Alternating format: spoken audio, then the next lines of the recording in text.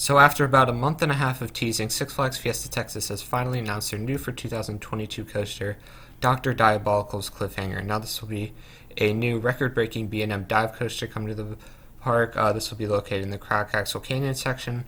It will be part of their big 30th anniversary celebration for 2022. And today I want to just give my kind of analysis on this coaster, talking all about the layout, some of the elements, the theming, really everything that has to do about it. So let's get right into it.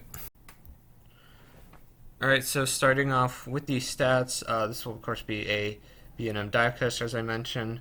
We'll have a height of 150 feet, a drop of 142 feet, top speed of 60 miles per hour, has a track length of 2,501 feet. It has two inversions, which include a Illman and kind of a 270 degree roll, and it has a max vertical angle of 95 degrees. So this will be the first beyond vertical B&M dive coaster, really the first beyond vertical drop on any B&M coaster in general. So that's pretty cool. That's the record-breaking part.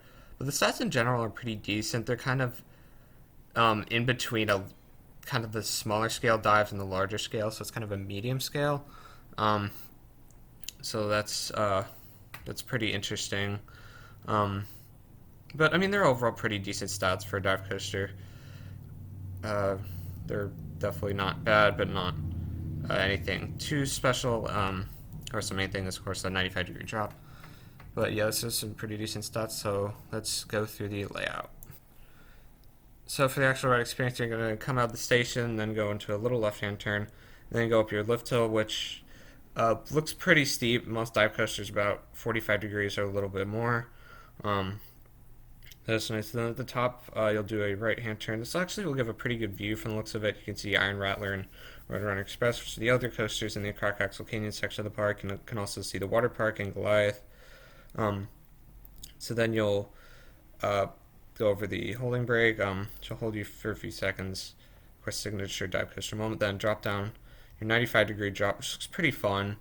It looks solid. And then go into an Immelman, which looks pretty decent. Then a 270-degree roll, kind of like a 0-0. Then do a right-hand turn and whip up to the mid-course brake run.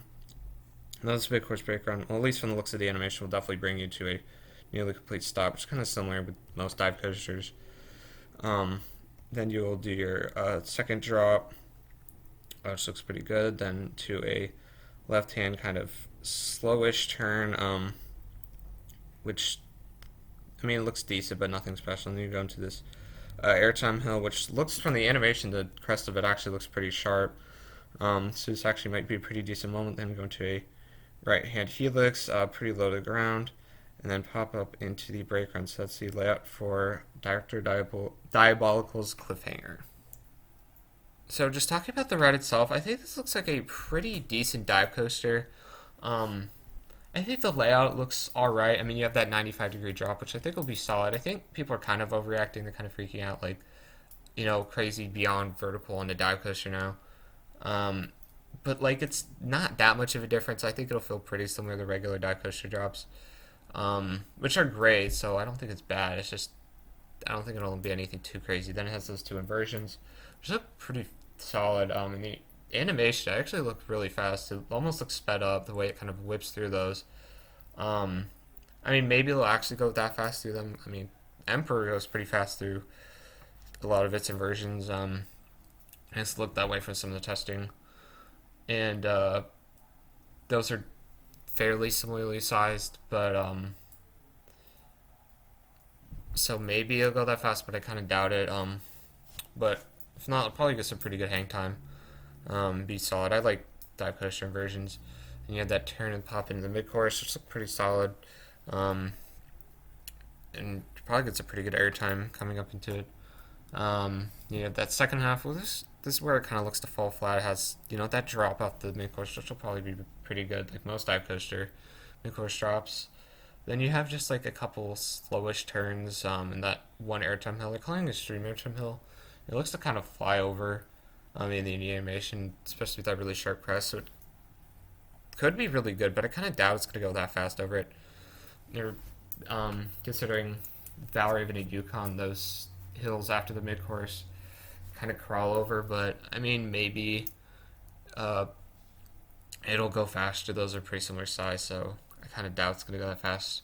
But if it does, it'll definitely get some pretty good airtime. See with that pop into the brake run, uh, probably gets a pretty good airtime. But like the helix and that turn off the mid course, I mean they don't look anything too special. Probably gonna feel like that one turn on Shikra into the brake run. So yeah, nothing too special. I think they definitely could have added another version or a splashdown, but it's not a big deal. But I guess there was definitely some wasted potential. I'm a bit disappointed with the layout. Um, I'm not really surprised there's no splashdown though. It's kind of weird. A lot of the modern dives seem to not have splashdowns. So I'm not sure why they've kind of gone away. They're pretty fun, uh, but you know, they're just not really on dive coaster anymore, which is interesting. But overall, decent layout. I think some of the elements look fun. Some good inversions, probably some good airtime. That drop looks fun. Um, and I think it'll really all depend if this has the newer vest, the old ones, like on either on Yukon or Valraven, because like the old ones really locked, so you really couldn't get any airtime. But apparently, the new ones don't really lock on your shoulders, so you can actually come up and get airtime or hang time. So if it has the old ones, it won't be anything too special. But if it has the new ones, I think it'll be pretty good.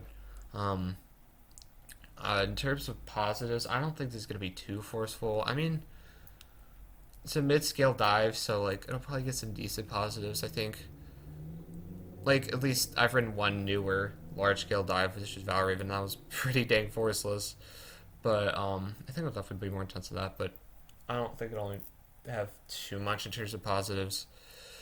But I guess we'll just have to wait and see. Um,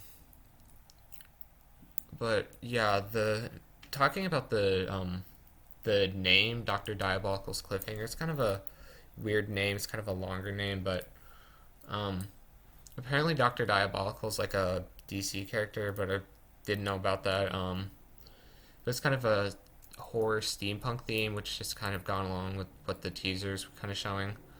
And I think it'll have hopefully some pretty good theming. Um, the logo's kind of weird though. It's like this mask, but it almost looks like an asterisk. But there's like some gears and stuff. But um, it's a decent logo. But the station looks pretty cool. And hopefully it'll have like a nice area around the ride, kind of horror-ish. And some cool steampunk stuff. I really like steampunk stuff, and this will definitely be a different theme from something like Twisted Colossus, which is also kind of steampunk. That doesn't really have a horror theme. It's kind of just more general steampunk. But hopefully I'll actually have some cool theming and props in the queue line, kind of like what they're doing with Poltergeist, so they're really adding some nice theming. I think they'll overall do a good job with that. Now for the color scheme, I'm not a huge fan. It's I'm not a huge I'm really not into the kind of gray, red, and uh, I'm not sure what the support color is. It's almost like it looks like a faded like goldish, but it has like this weird kind of texture on the supports, where it's kind of like looks like rusted and faded, sort of. Um, which I guess that's kind of cool at the theme, but I don't think it's the best color scheme. It could be worse, but it's not the best. But I mean, overall, it looks like a decent dive.